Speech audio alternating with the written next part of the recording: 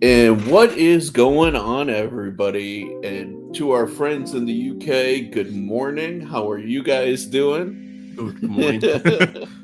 We are good night. Pretty, yeah, for us, definitely a late night, but preseason testing has finally concluded, and we've gotten a chance to see or have a first look at the new F1 contenders for the 2023 season.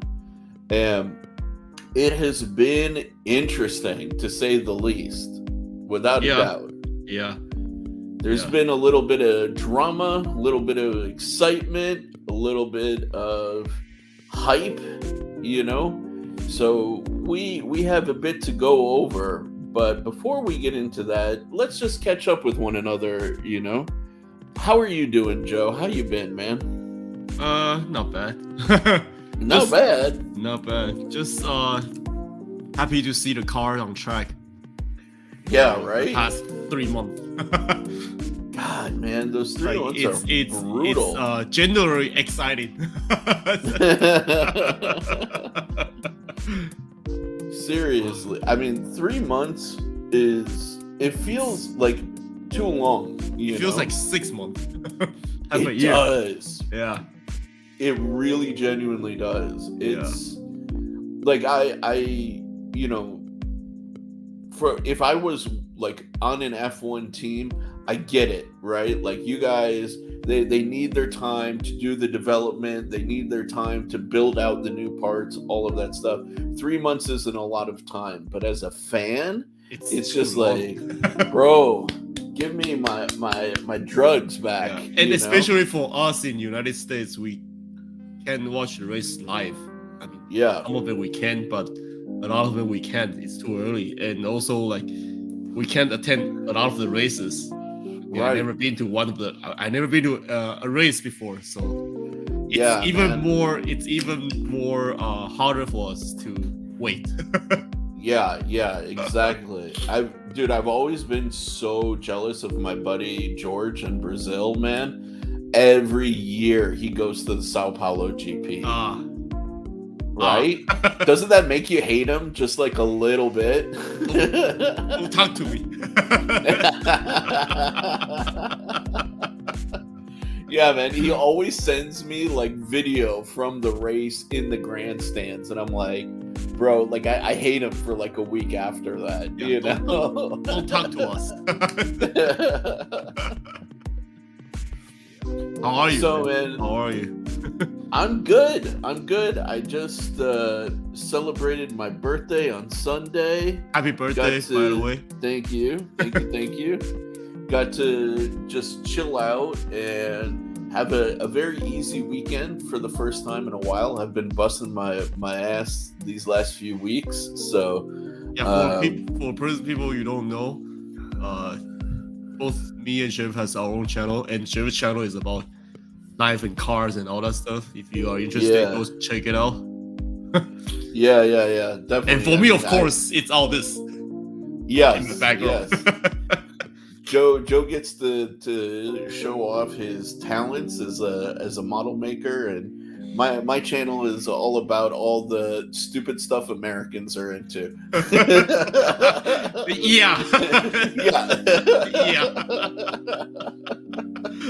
I can't disagree. Right? Yeah. It's so like American without intentionally being American. Yeah. I mean, knife, cars, guns. Yeah. Like...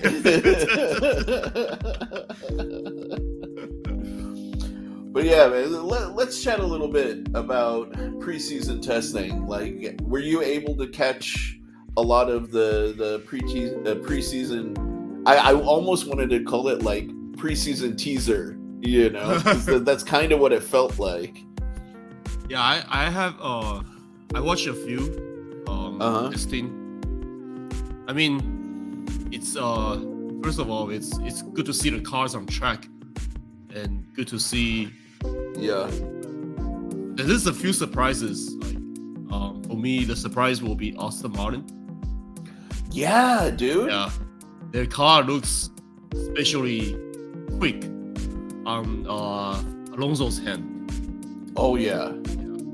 And it looks very agile, looks very capable of winning races. Yeah, dude.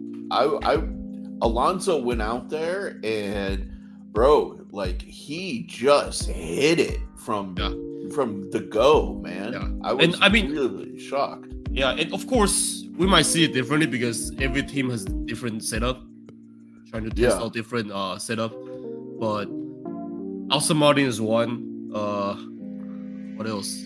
Of course, Red Bull. I'm not going to talk about Red Bull because they are already quick. It's not a surprise. McLaren has a lot of trouble. Yeah, a lot of trouble actually. Yeah. Has it's here and there. It's not like any surprise. Yeah. And Ferrari. It's like it feels like Red Bull and Ferrari has the same, if not a little bit better cars than last year. Yeah. And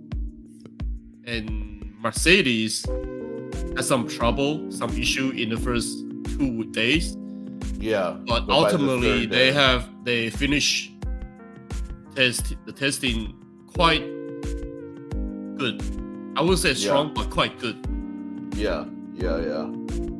Well, that for me, I was able to catch really the second and third day of testing more than anything else, and I kind of like put down some notes about like what I saw and what I really was thinking about like each team.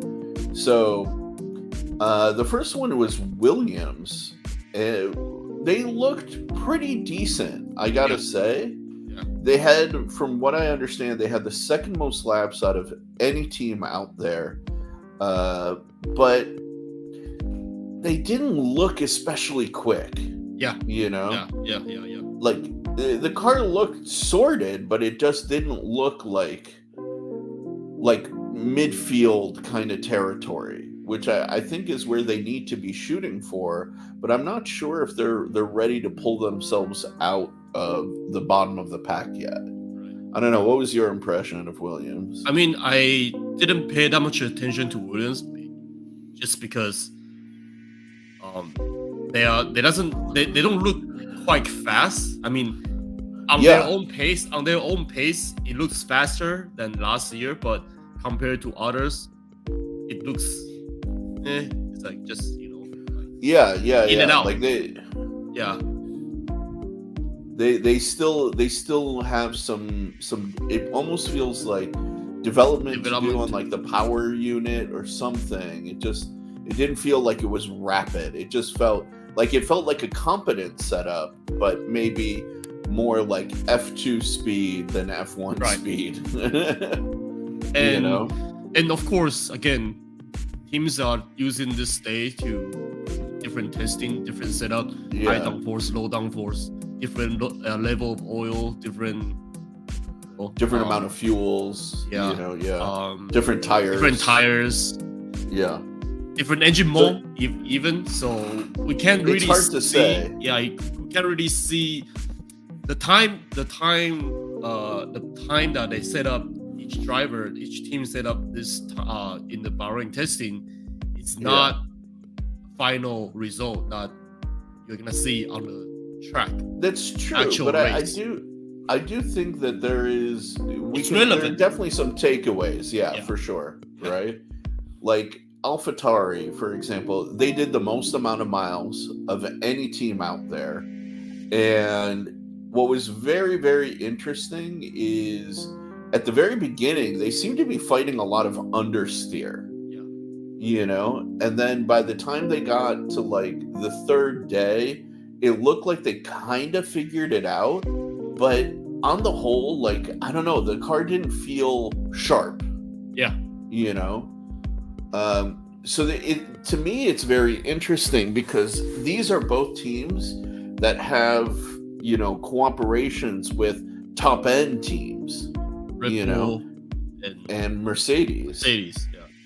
Yeah. So you would have thought that they would have been a little bit more sorted out going into this preseason testing, but I don't feel that Williams and AlphaTauri are really that strong, and especially now that AlphaTauri has lost Gasly. I think they're going to have to work a little harder to get up to the that grid. Point. Yeah, for sure. Then we have McLaren, who you talked about. Right? They have a lot of trouble. I don't think they are there yet. No, definitely not. They have a lot of work to do. Yeah, man. Like those, they call them like wheel brows. The front aero elements that are over the wheels. Yeah. Dude, they kept on breaking. Yeah, and just how? Like really? Like how? How are you just destroying those things? I have no idea, but it is what it is. They just have to. Yeah. I mean, they have a week to sort things out. Dude, but I don't think that they really were able to figure out much on the car, because with those things like constantly breaking, they ended up with the fewest laps out of all of the teams. And I mean, of course, it's very early in the season. It's really hard to say, but again, it's stuff that we're looking forward to see in the future, to see how our performance and how things are not gonna break. Hopefully. Well, for me, like preseason testing is gonna tell us like how I feel like the first 4 to 6 races are gonna go. Yeah. Right, like realistically. And also like a lot of teams already have an update planned for the first race. Right. So we'll see. And of course it's in Bahrain testing. So Bahrain, what is that called? The circuit is in Bahrain. Yeah. So we'll see on Saturday, right? No, Sunday. Yeah. So I don't know, man, but yeah, McLaren definitely seemed really kind of out of sorts. Which is really surprising, because for a team that was duking it out in the midfield, honestly, I think for the first few races they're gonna be at the back. Yeah. I mean, because here's the thing, the reason why I think that is because with getting so few laps in, they weren't able to really properly test their downforce and dial in the balance of the car and the speed. They're gonna have to do that in the first few races of the season. It's like Mercedes last year. Yes, using the race as experimental testing ground. 100%. Fixing the car. Yeah. And so 100%. Yeah. So, and speaking of Mercedes, I mean, they have issues in the first and second day, hydraulic issues. But it seems like the bouncing is gone. Yeah. Their main issue was I feel that their car was a bit on edge. It was prone to oversteer and understeer. It didn't seem as balanced out. They said it. Hamilton especially said that they still have work to do for balancing out the car, because there's a lot of understeer, oversteer, back and forth. Right. And also very interesting for Toto that he actually said we can't really tell who is the fastest on track in Bahrain testing, because people are hiding their performance.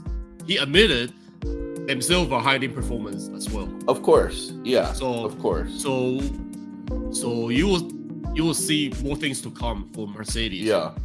And then, no question. And then you will see more power, more performance coming from that car. Yeah. 100%. But yeah, sandbagging.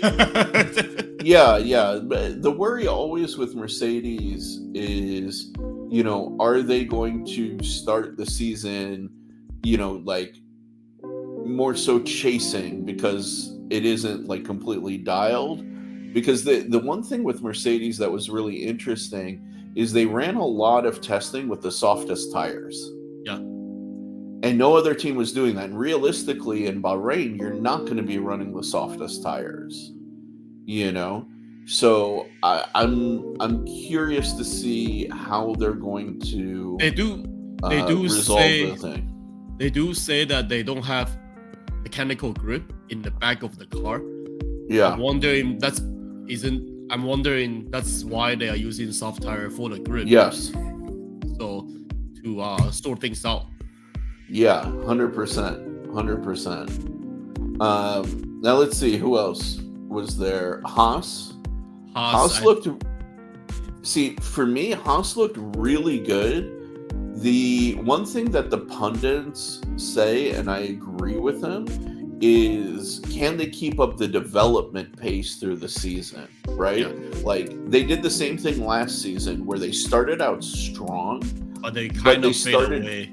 Yeah, exactly, because they didn't have the budget to continue developing the car. That's why they go for the 3-seat on the pit lane instead of 7 seats.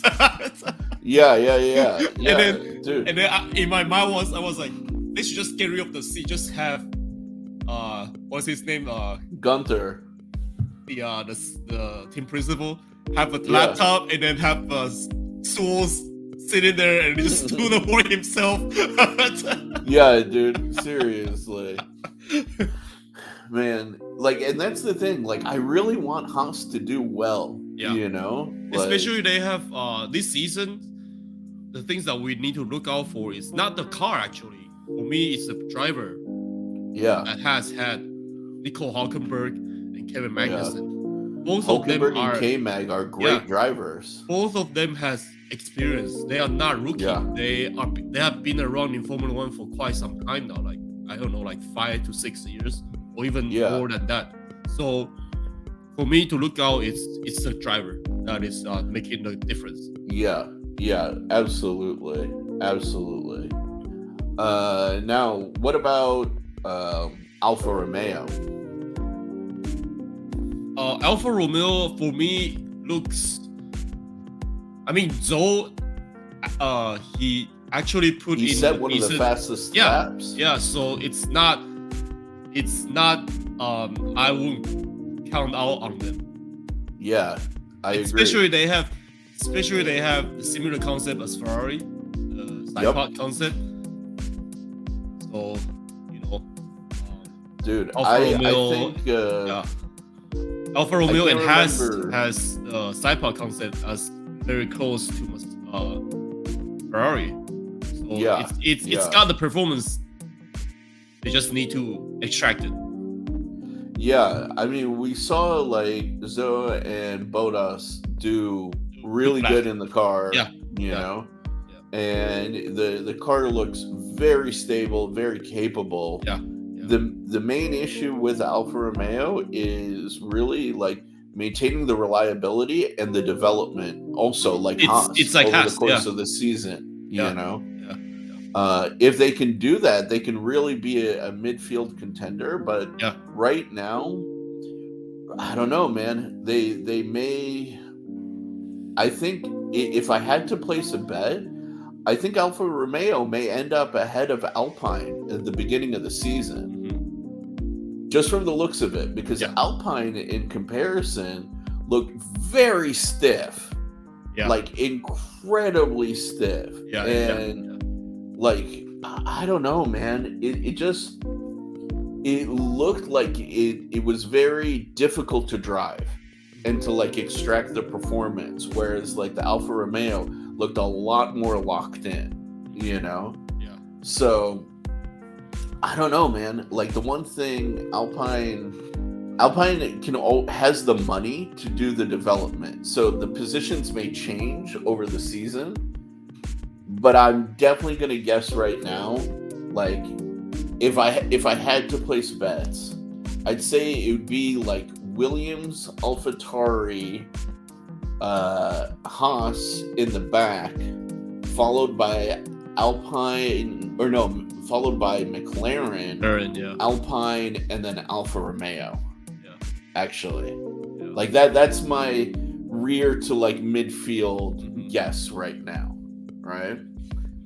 Like you brought up earlier, though, I think the biggest surprise was just Aston Martin. Yeah, for me, it's Aston Martin. Their car looks. It just seeing them from where they are last season to where they are at right now.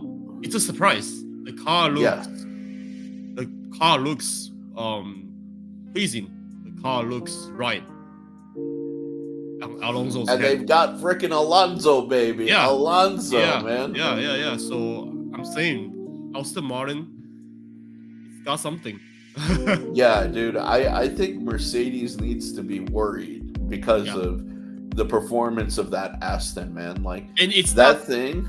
It's not the engine issue. They are using the same engine. Yeah. Yeah. So they are. Aston Martin is using, I think it's using Mercedes engine, maybe. That's a very good question. I don't know for sure. But dude, no, like in Alonso's hands, man, that thing looked rapid. Just rapid. And to it's be honest, Mercedes engine. Okay. So it's not the engine. It's actually the development of the aerodynamic that is making Aston Martin fast. So Mercedes need to be worried. Yeah, they really do. They really do. Because, like, here's the thing. Like, I know Lance Stroll is supposed to be the primary because, you know, it's Daddy's company. Right? Yeah. Right? Daddy's team. And Alonso is, like, the old head to, like, that they brought in to kind of, like, you know, keep things going. But, dude, I am willing to bet you anything that Alonso is gonna be he's gonna be their front runner based on what I saw. Alonso is just a much experienced, much faster driver. Much better driver. You know? Compared to Lance Stroll? No. Compared to Lance Stroll. Yeah, dude. And I mean, especially after the crap that Lance pulled at the end of last season. Yeah. Like, dude, like between you and me, man, out of everybody on the grid, right? I may dislike Lance the most, you know? Like, he just doesn't give me the feeling of a disciplined, focused, and really capable driver. He feels like, I mean, it's Daddy's company. He feels like that. It's Daddy's company. Like, he feels like a daddy's boy. I agree. Yeah. JJ. We have a question from JJ in the chat. He's like, do they sell the same spec engines or do they offer less powered versions? I can't say it. No, like, here's the thing. I don't have a 100% conclusive answer for you, but I can tell you what I know from my experience in, like, homologated racing in the past. They have to provide the same spec engine. The performance difference comes in what each team does in their own internal testing and development. So, like, in theory, it should be like a lockdown engine that, you know, the teams get, has the exact same potential. The question is, how each team sets it up and how each team kind of dials in the nuances of the respective engine, right? So, like, I used to work with a company that made parts for a series called Mazda Star Racing that used rotary engines as their homologated, like, standardized engine. And they would actually use, like, a type of almost like barbed wire. It didn't actually have the barbs, but it was like the same base wire. And they would lock down the entire engine. The real difference that came between each team was, like, the modes, the fueling, you know, and stuff like that. And that's how they extracted different performance for each team. And also the reliability side of things, right? So, like, a team that doesn't have the budget to change out engines may run for more reliability versus power, et cetera, et cetera. So we have another question here. Do we think that Lance has the skills to be on top, provided he gets a very good car, or is he just playing with daddy's money? I think Lance is definitely just playing with daddy's money. What about you, Joe? You know my answer.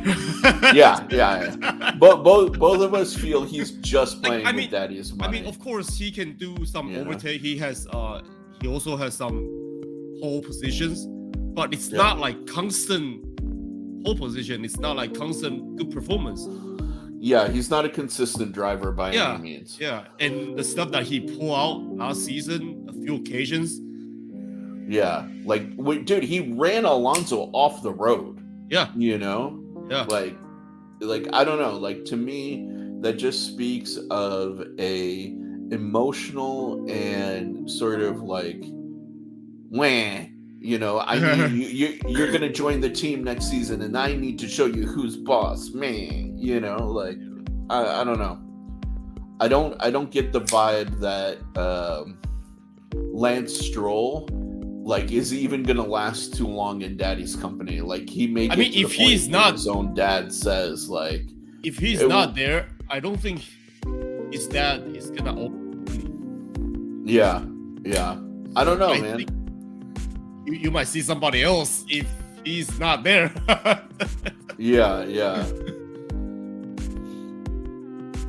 So, okay, Ron Green also dropped in the comments. He said, Mercedes ran a high downforce wing on a medium downforce circuit. And Mike Elliott said they'll be bringing a lighter wing, so more top speed. The high downforce wing was 5 kilometers per hour slower. So imagine the new wing working together with low drag. The main concern with Mercedes was just the mechanical grip in the rear. You know, so you kind of need the downforce in order to get more mechanical grip. Yeah. And that's why I think that's also the reason why they are using soft tire a lot, just to get the grip to see the car perform. And also they do say they extract, like, in the beginning of like all this testing, the rumor says they do have engine, like, I don't know, like 15 more horsepower extracted on the engine from winter testing and stuff, from the development of this season. So from that, and combined with the stuff that we talk about, you might see some upgrades. First race. First race. No, I definitely hope that Mercedes. I mean, and we know, like you said earlier yourself, Joe. Like, Toto admitted that they're hiding performance. Yeah. You know, it's all over the news. Exactly. Yeah. Exactly. I mean, that's the funny part. Like, I don't even know why that's news. It should be like a no duh moment. And like for Toto to say that, it's not new. He said that every single year.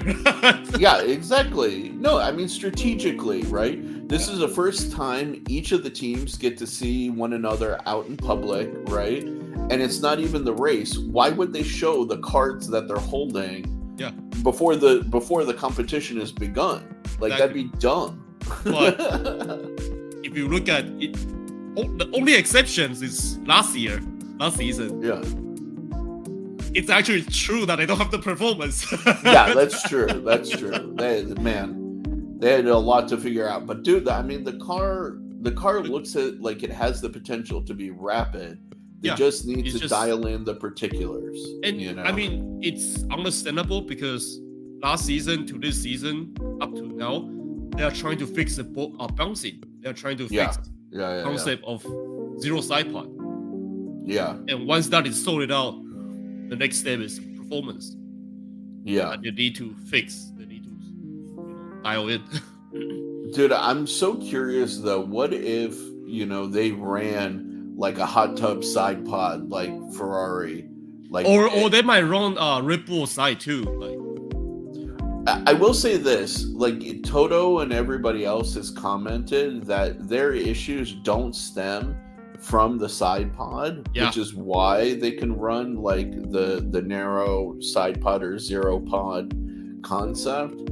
But I still wonder, like, Is that a little bit of a diversionary tactic, or is that true? I do hear a rumor says if the zero side pod doesn't work, they might change the side pod, and they might ditch the zero side pod into a conventional setup.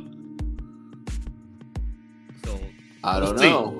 We'll see. And speaking of side pod, it just reminds me, the reason why Aston Martin it looks so quick and it's actually really quick is because their designers is actually ex Red Bull designers, Adrian Newey. Yeah. So their car actually looks like Red Bull, and powered by Mercedes. yeah, dude, that's, if you think about it, that's a crazy combo, and then driven by Alonso. Yeah, you know? Damn.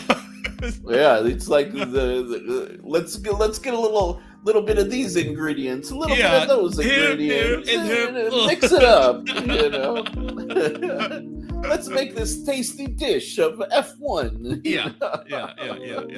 So, and then you can actually see a trend this season. Yeah, half of the grid is using Red Bull concept. Another half of the grid is using Ferrari concept, and then the Mercedes is only one using their own concept. Yeah. Which, I mean, props to Mercedes. You know, I really hope they don't shame the black livery. You know, with poor performance. Like, come on, guys, you put on the black livery. You better deliver. You need performance for that black livery. Yeah, exactly.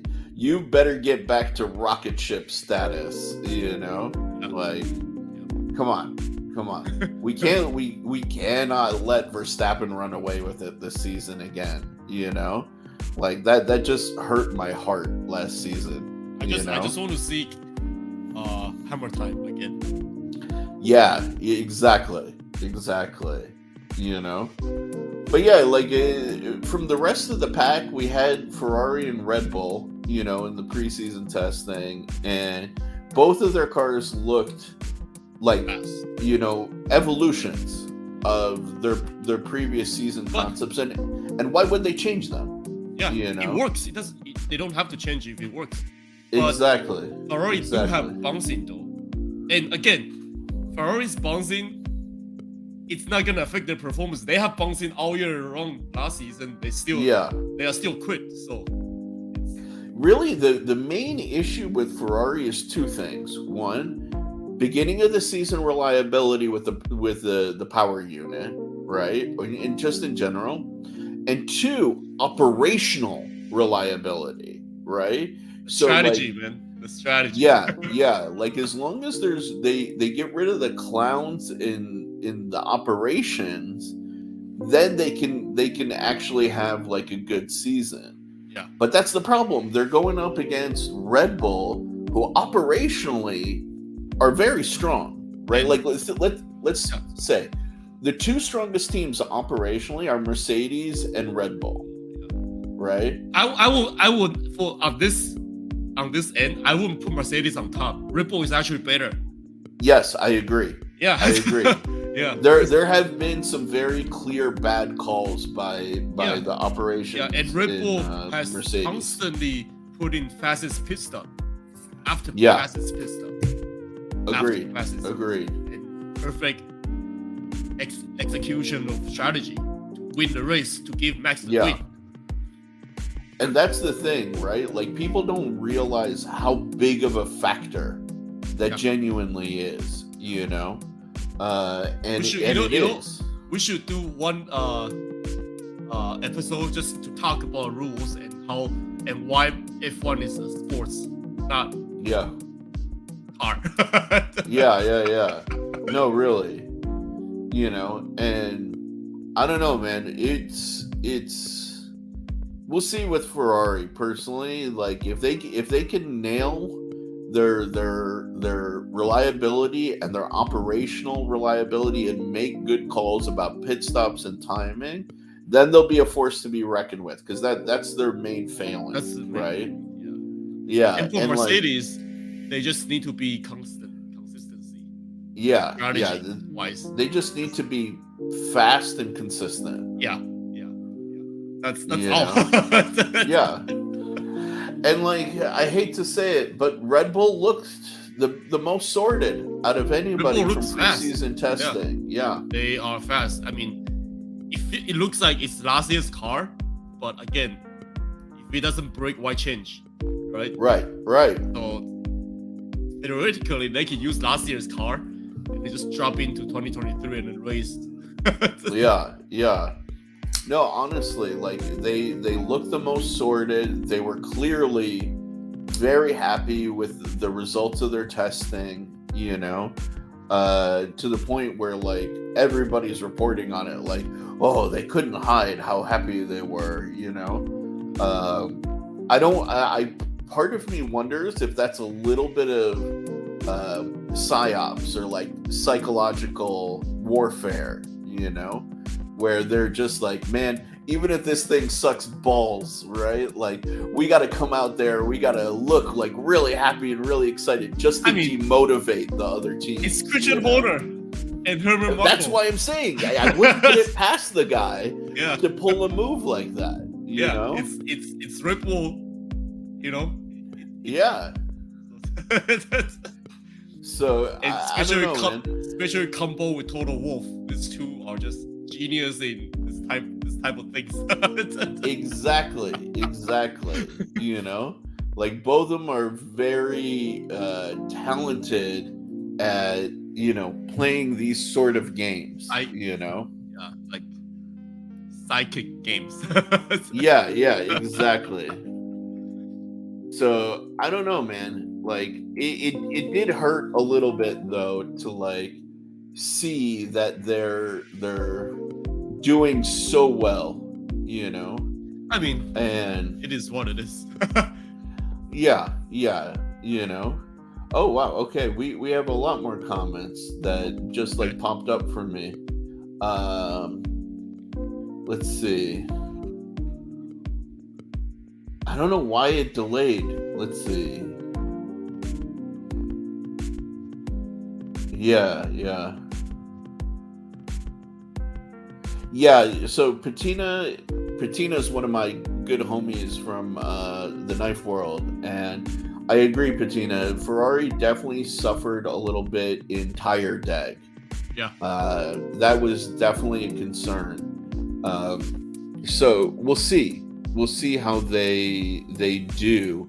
But again, like Joe mentioned before, it's really, really difficult to fully know what their performance will be like on day one of the race. The only time you can see a real performance is this week, coming week, Sunday. So even I would say even qualifying, because qualifying teams actually max out their engine performance to get a quickest lap. So on that day, you will see who is the fastest. Yeah, for sure. Yeah, man, it's gonna be. I don't know. I'm really excited because it's almost like I'm getting my drugs back. Like give it to me, baby. Like I've been missing this. Like action, on track action. Yeah, just the emotional ups and downs. It's been a big one. Yep. Dude, so by the way, apparently my camera has been reversed, so I'm looking away from you. Let's see if it changed. Okay. Well, yeah. It's just weird. Yeah. But what can you do? Yeah. We're figuring out this live streaming stuff. Stay tuned with us this coming week for more action.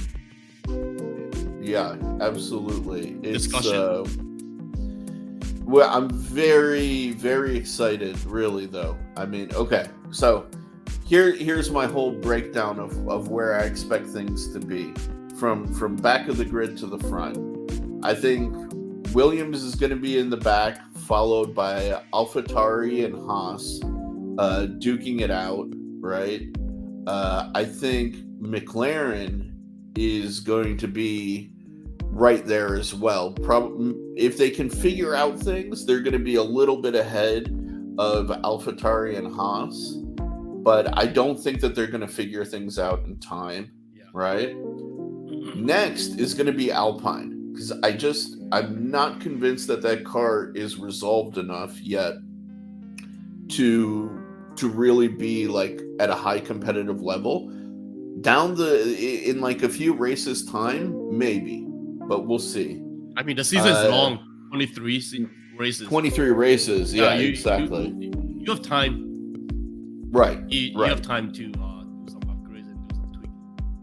Exactly. And then I think Alfa Romeo is actually going to be like potentially king of the midfield and duking it out with Aston Martin, you know?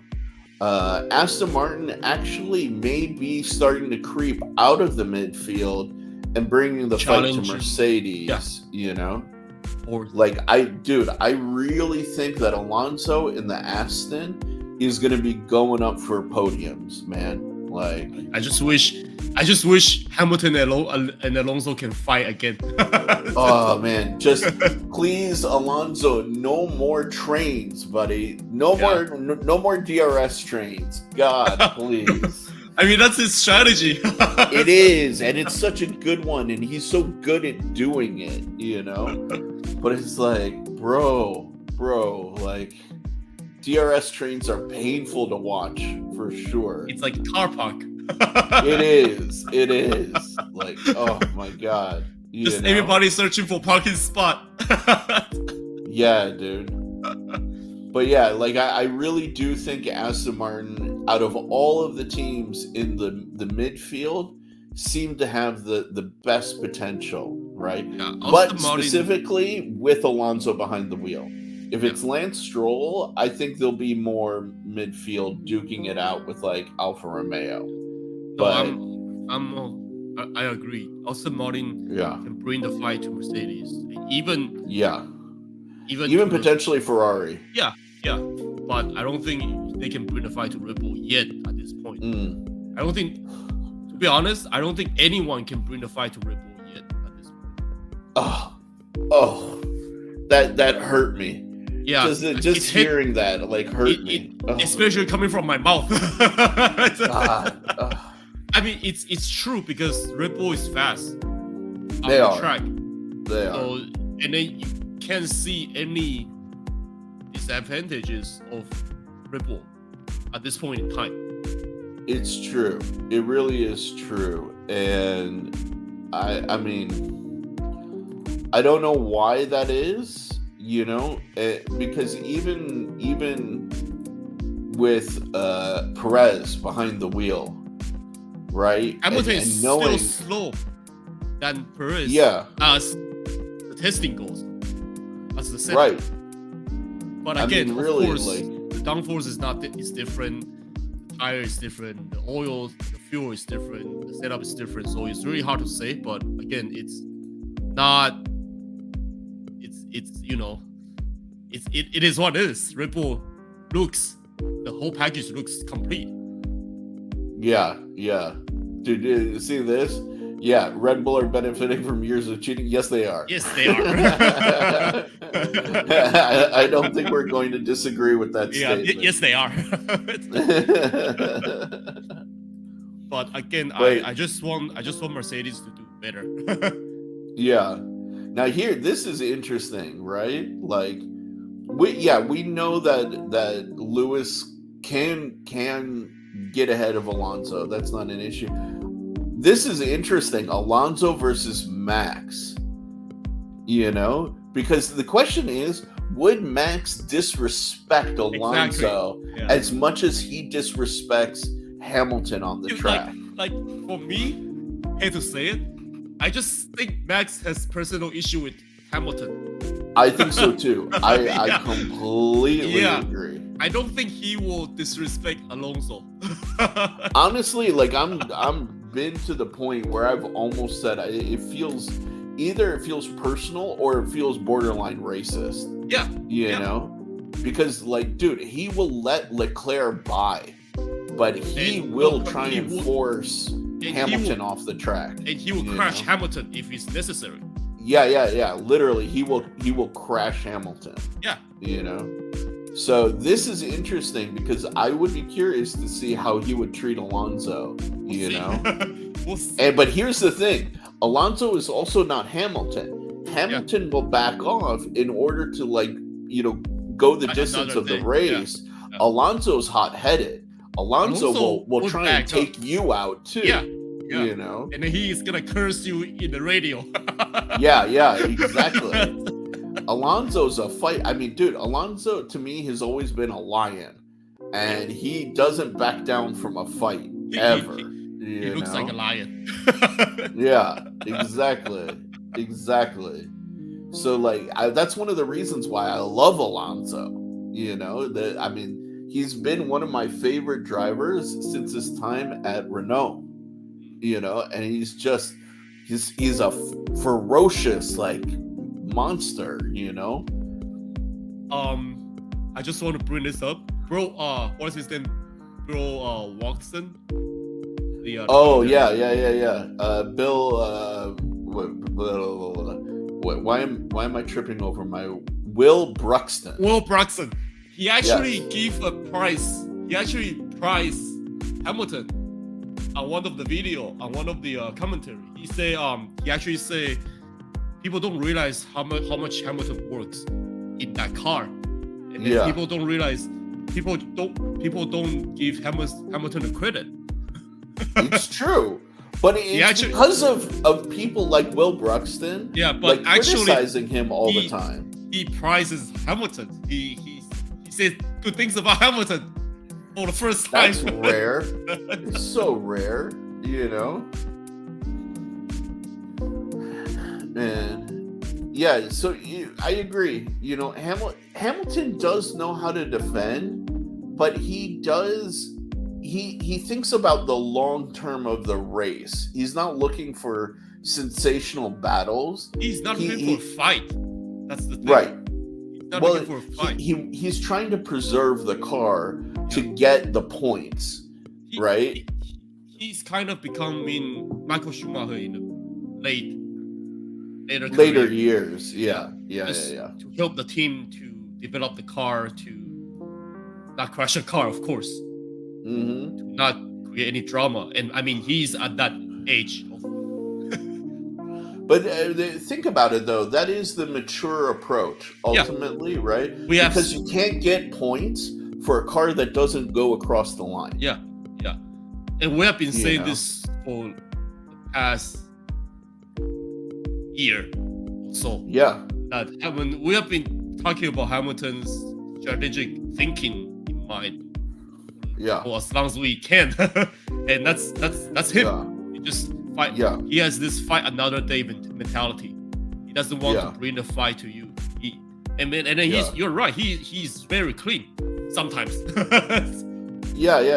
No, he is clean. He has shown that he can get his elbows out if he needs. Yeah. But again, he doesn't want to do that all the time. Right. Like my point of view is like what I said. You cannot get points if you don't get your car across the line, right? So it's you cannot get bigger picture. Yeah. You cannot get points if you can't finish the race. Exactly. And like those are points that, you know, the team needs, and it plays into the bigger picture of prize pool and aerodynamic, tunnel testing, all that stuff. And that's the thing, like he thinks on that level, whereas like the younger, more hot-headed guys they just think of themselves, like right, exactly. Well, in case of point, Max Verstappen, revenge, or Verstappen, and that's Verstappen's greatest weakness.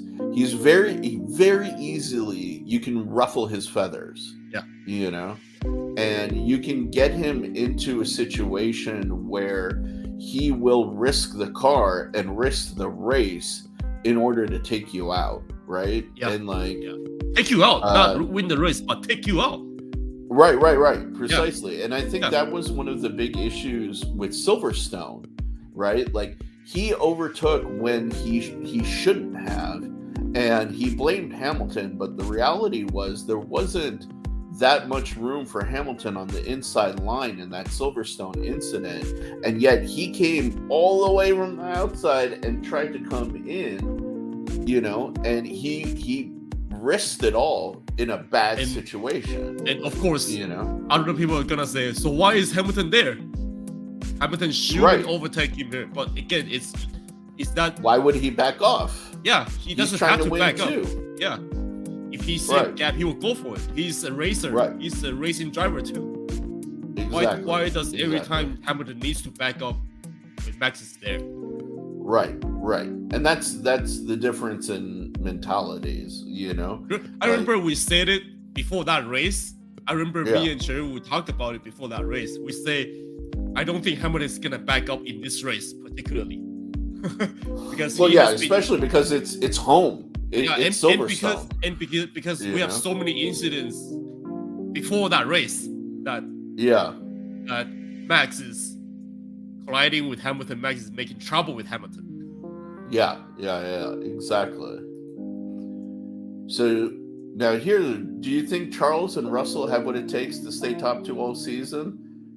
Both of them don't have the championship marathon experience. I don't know, man. That's a tough one. Especially when Carlos is actually pretty fast as well. Right. And especially Mercedes is a better car this season. I don't know if Russell can stay in front all season long. Honestly, if you know what Charles's biggest problem is Carlos Sainz. Yeah. Carlos Sainz, from what I have seen, is a more consistent and disciplined racer than I think Charles was all last season. Yeah. If I'm honest with you, right? And even when it came to Ferrari making clown calls about like pit strategy and stuff like that, he made the better decisions than the pit wall did, right? And Charles followed, like just listening to them, and he didn't think for himself, right? So actually, if I had to like pick a Ferrari driver that I think has a better chance or has the best chance, I would pick Sainz every time right now. Yeah. And it's very interesting because Mercedes has that problem too. Like, I mean, I'm not saying Hamilton is bad, but I'm saying Hamilton actually follows team orders sometimes. But Russell actually occasionally. He does better when he doesn't listen to team orders, actually. Yeah. But again, I want to actually say that in Hamilton's case, it's a little bit different. Hamilton actually sometimes he doesn't want to follow team orders, but again, talking about that bigger picture thing, and talking about that conflict, then he changes his mind. It's different. Right. Now, Russell, personally, Joe knows how I feel about Russell. Yeah. Like, he's not a bad dude, and he's not a bad driver. I just don't see his potential yet. Because, like, my comments all last season were that Russell benefited a lot from being in clean air. And what I mean by that is his closest competitor in front and in rear were like a mile away in each direction, So he didn't have to really show his teeth and really get his elbows out in any particular situation. He did have some of that towards the end of the season, a little bit, but he really hasn't demonstrated that he has the wherewithal to be a champion by any means, to me. Other people may feel differently about him. I know the Brits really absolutely love and support the kid, right? But when it comes to to Mercedes. I think Hamilton is up here, Russell is still down here, and that boy's got a long way to go to match that kind of champion energy, personally. I don't know, Joe. Do you disagree? I don't disagree. Yeah. Yeah. So like again, like for Russell, he has a learning. He still have a long way to go to match Hamilton's pace for the career. I'm not saying single race. I mean, he might be fast in several occasions in single race, but that's because you have to take into consideration that's because Hamilton is not using the conventional setup.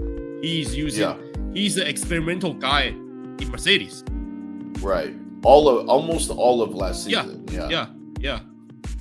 And then you might say, okay, how about Sao Paulo? They actually go wheel to wheel. But that's because Hamilton has collisions with Max in the very early on of the race. Yeah. The car is damaged. Right. If the car is not wasn't damaged, it would be a different story. It's a different story, yeah. Yeah. I completely agree with you. I completely agree. Like, Russell's he's okay, but he hasn't shown me that he's exceptional. Not yet, at least. I mean, who knows? Maybe this season they will change. maybe, but it's like a unfulfilled promise. Yeah.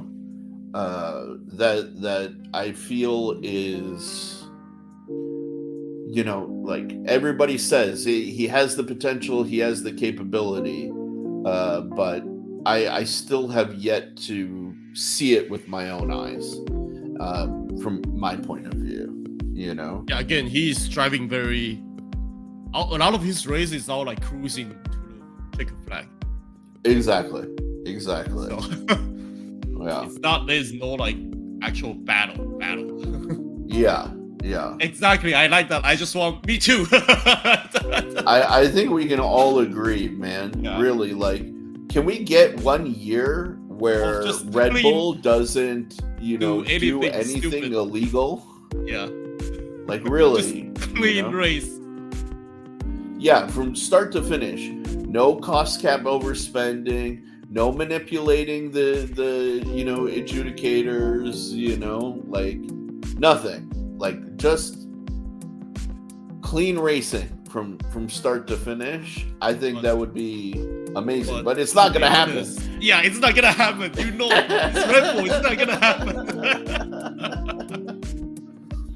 Man, I'm sorry. When you've got the Sith Lord, of F1, Helmut Marko with his number one, Christian Horner. You got the triple. Man. It wouldn't happen if you have that triple. Like, dude, it's like you have the Sith Lord in Helmut Marko, right? Darth Vader in Christian Horner, and then Darth Vader is looking for his new trainee in Max Verstappen. You know what I mean? Like, hate to say it, but that's so true. Right?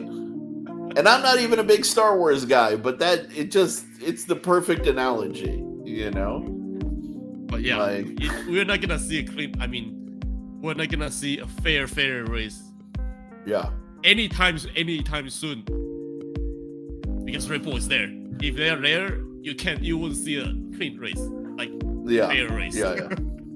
Yeah, 100%. Yeah, it's just reality. It is. I hate to say it, but it's true. And here's the thing, right? Like, let's be real. In any high stakes, competitive environment like this, you would be stupid to not look for any advantage that you could get no matter what. Like, I would actually be like there is a time and place for ethics, and there's a time and place for morals, And when you're competing for these kind of money and at this kind of level, I'm sorry, but a lot of that stuff goes out the window. Yeah. I'm not saying it's right, but it's the reality.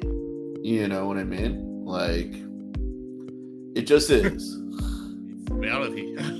It is. It is. Like I said, it's not something that I condone. It's not something that I want to see more of. But we just have to accept, on some every level. team are gonna do some digging for sure. Like, Yeah.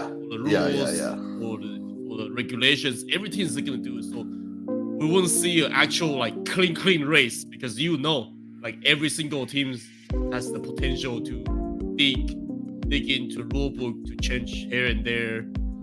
Exactly. I mean, hell, like that's how Gordon Murray got his reputation.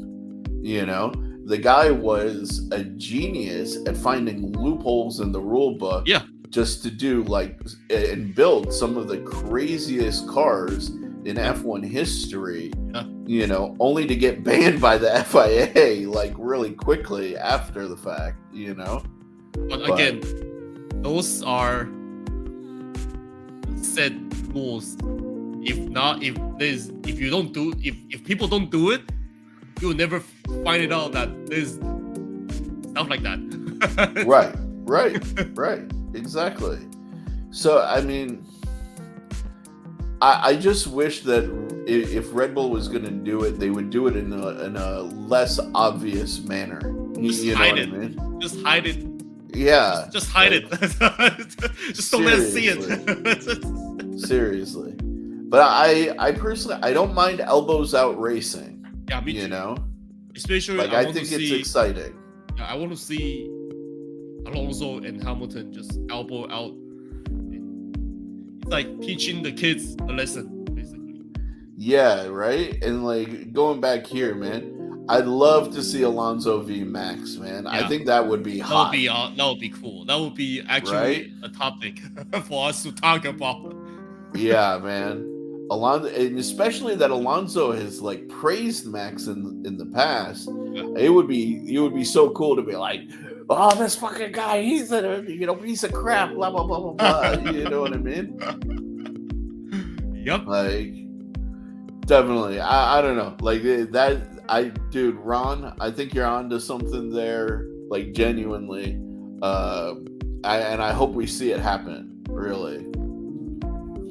But man, that's the danger of choosing the black livery. By the way, they got to bring up to the match the black.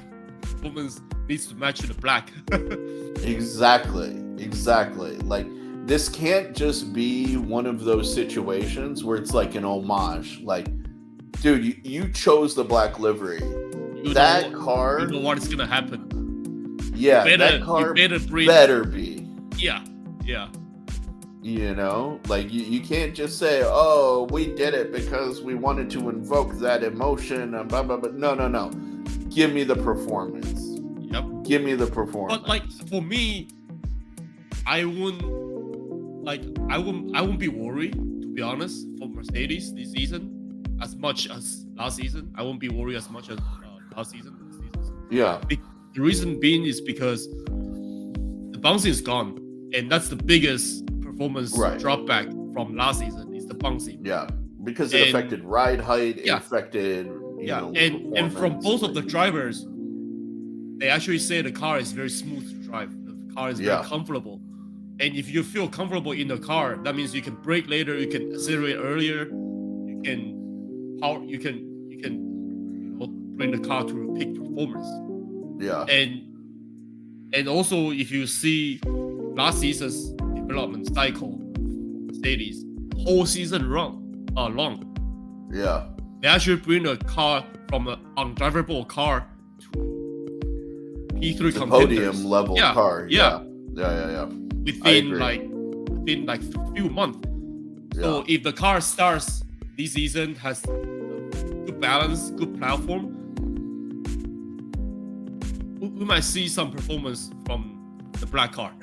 Fingers crossed, bro. Yeah. But again, that's my predictions if nothing happens, no surprises. Hopefully. Yeah, absolutely. Now here, what do we think about the bias commenting? I'll tell you, man, like Martin Brundle, like that dude lost all credibility in my book. He's just like, I don't know. It's exhausting to hear from the guy, ever. Honestly. Can you guys remind me what did he say again? Dude, he's just like a shill nowadays, man. Like, just look up any like Martin Brundle article, you know, and it's exhausting for me. And dude, like let's be honest, Will Bruxton, like he is willing to get down on his knees for Max Verstappen at any opportunity. Like he's very clear that he is a Verstappen fan, but he lets it color his commentary so much that it's like, Will, I don't really want to hear from you either, you know? Like, and it's funny because like if you tune into like F1 TV, right? Like he's all over it, and I'm like, bro, like all he's doing is sitting here and like again shilling for Verstappen, and I don't know, man. Like the biased commentary is an issue. It really is. He just talked too much. That's like my comment. He's just talking too much. Just shut the F up. yeah, really. And dude, I can't remember the Sky Sports reporter last season who, you know, said that Hamilton had his championship stolen from him, and they made a big row about that, right? Like, how come this guy can't share his opinion, you know, when it goes against Red Bull, but then Will Bruxton doesn't get any crap for basically like shilling for Red Bull himself? You know, right. It's like, is there any counterbalance to this, you know, reporting? Like I don't get it. We say like, it feels like the whole grid, the whole community doesn't like Hamilton. It does feel that way sometimes. Really, like objectively, right? Like, yeah.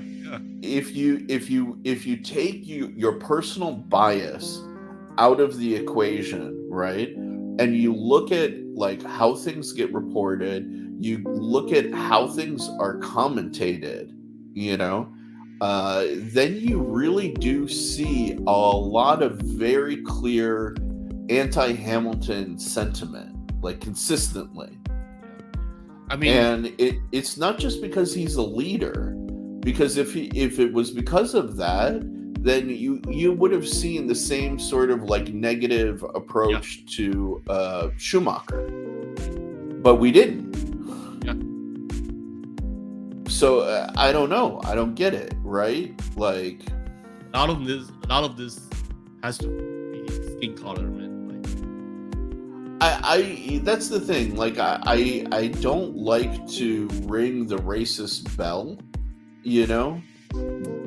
But like, dude, I'll never forget what it was back at the end of June, right? Jackie Stewart, Bernie Ecclestone, and Jacques Villeneuve all came out and were crapping all over Hamilton. Yeah. Right? And why?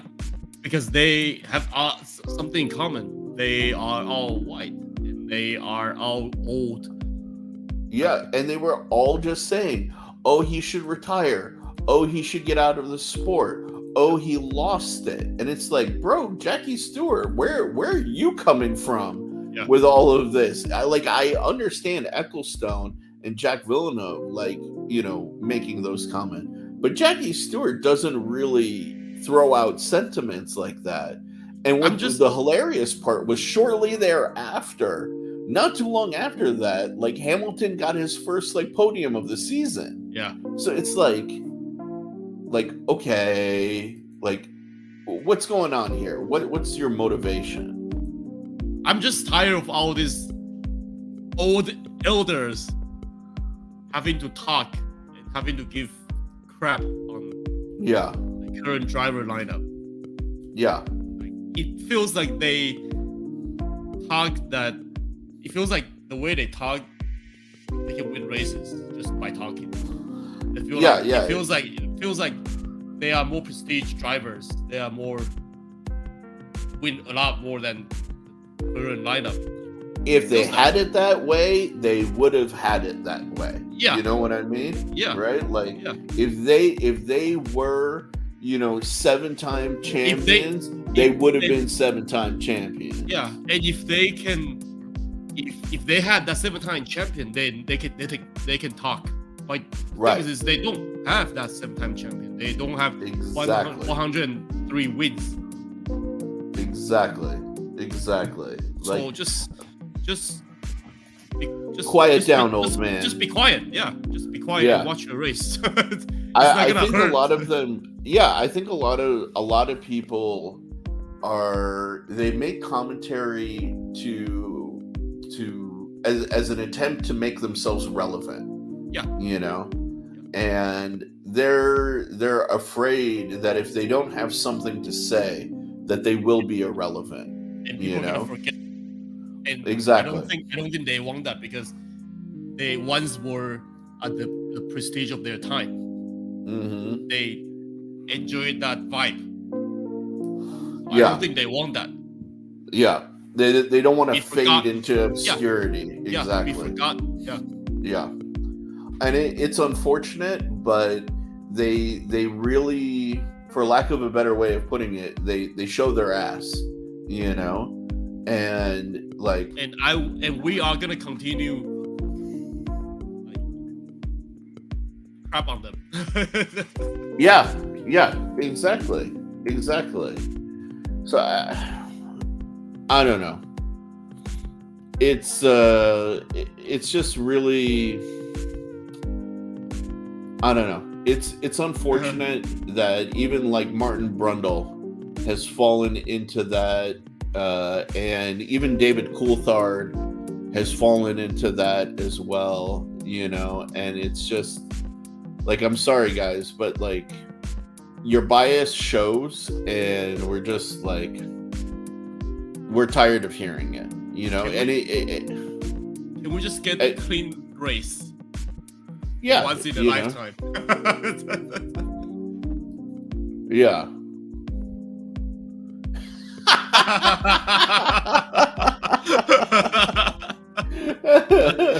Oh, that's funny.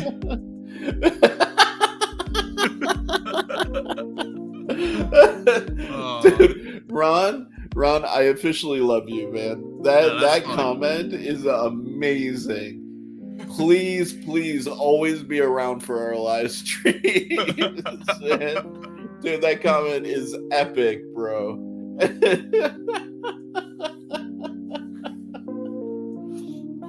Dude, that was great. Two Marcos, wiping away the tears. Dude, I will say, even to Marco's credit, he did even acknowledge, Hamilton's performance last season when everybody else couldn't. Yeah. Which that surprised me. Even Marco himself, the first himself, give credit to Hamilton. And why can't you guys give credit to Hamilton? Yep. Yeah, like really, that and like was... he actually say Hamilton still got performance in his hand, that he can win championships. So Ripple needs to watch out. Yeah, which video was it? I remember I did it. The thumbnail. We had a discussion on that. Yeah, where I put like hearts in between Marco and Hamilton. yeah. It was. I remember that thumbnail. That one was great. But dude, yeah, it's so funny, really. When even there it is. It was May 24th last season that Helmut Marko defended Lewis Hamilton. Like, what? Weird. Yeah, right? Weird. And so, yeah, man, it's... man, this is what I've been missing, though. I've missed this. I've missed the speculation. I've missed the analysis. I've missed the racing, you know? We got 5 days. By the way... We got 5 days. Wait. Dude. By the way, JJ, also, you are always welcome in any of our live streams, man. You definitely have got some interesting stuff to ask and contribute. I didn't want to just, like, single out Ron, you know, but thank you, really. We definitely appreciate you guys contributing to the discussion. It's awesome. But, yeah, man, 5 more days. 5 more days, and we'll be back on track. I've missed this. I really have, man. Me too. It's good stuff. But all right, guys, it's what time is it? It's 11:45 p.m. for us. Yep. You know, and I still have work to do. I'm not gonna sleep before 3 a.m., man. Yeah, I'm gonna go sleep soon. So good luck, Sharif. yeah. Thanks, bro. I mean, this is gonna be our schedule for the next few months. Yeah. So just so you guys who are here, you know, if you hadn't seen it in our previous like little live streams that we've done. So what we're gonna change up the content a bit this season. And we'll do videos reporting on stuff that's like newsworthy. We're not going to do videos reacting to the races anymore. We're going to do live streams. So as soon as the races are over, look for us. We're going to be doing live discussions where we're going to kind of like break down the race, talk about, you know, what happened. And that way it's fresh, man, because like, you know, the race used to be on Sunday. We would publish on Tuesday. And by then it's like, okay, we all saw it. We saw all the highlights. Who cares, you know? But we're definitely going to be doing many more live streams because this is more fun for us, right? Like to engage with you guys like JJ and Ron Green, man. Yeah. And, you know, we want to kind of talk with the community a bit more and make it less just about the two of us, you know? So, you know, really look out for us to do a live stream immediately after the Bahrain race. And, you know, let your friends know. What time is the Bahrain race for us? It's probably like 6 a.m. So, March 4th. March 3rd is practice 1. Yep. And March 4th, 3:30 in the morning is practice 3. So which is March 4th, Saturday, it's 7 o'clock qualifying, 7 to 8 o'clock qualifying. We don't usually do recording on qualifying. We just watch. Right. Yeah. Stuff. Why? Plus, Sunday races at 7 o'clock. So. Okay, that's not horrible. Yeah. So 2 hours. Maybe so 7, 8, 9. You will see us at 9 a.m. West Coast time. Yeah, Western PST California time. Yeah. And yeah, find us. yeah. I'm sorry. Expect me to have a big cup of coffee though. I'm starting to murmur. It's late. Yeah. All right, guys, really, thank you for joining us. It means the world to us. We really appreciate it. And yeah, look for us immediately after the Bahrain race. We're going to be looking out, and hopefully we'll see you in the chat. All right, you guys? Peace.